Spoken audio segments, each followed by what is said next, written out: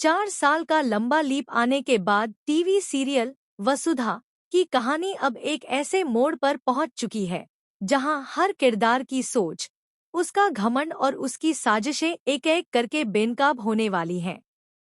4 साल पहले जिस वसुधा को कमजोर, अनपढ़ और गंवार समझा गया था, वही वसुधा अब इतनी ताकतवर बनकर लौटेगी कि उसके सामने खड़े लोग अपनी आंखों पर यकीन नहीं कर पाएंगे।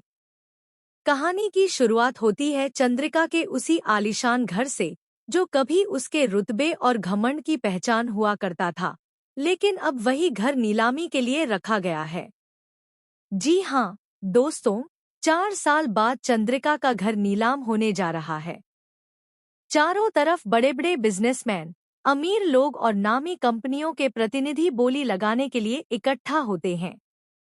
माहौल में तनाव है। हर किसी की नज़र इस बात पर टिकी हुई है कि आखिर इस राजमहल जैसे घर का नया मालिक कौन बनेगा।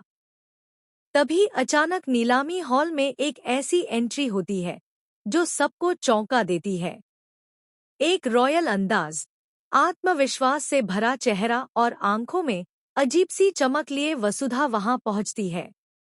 जब चंद्रिका और देव की नज़र वसुधा पर पड़ती है तो दोनों के होश उड़ जाते हैं।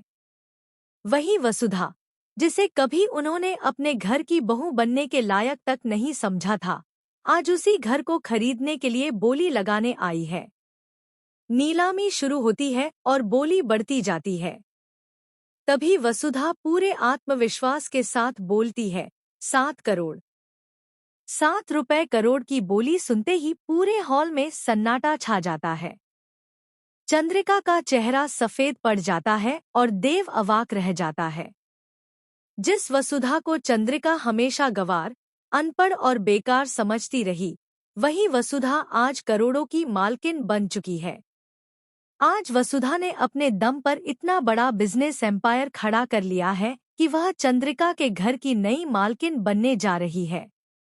चंद्रिका के मन में हजारों सवाल उठने लगते हैं। उसे याद आने लगता है कि कैसे उसने वसुधा का इस्तेमाल किया, कैसे उसे अपमानित किया और कैसे उसे कमजोर समझकर कुचलने की कोशिश की। वसुधा ने उन सारे तानों और जख्मों को अपने दिल में उतार लिया था।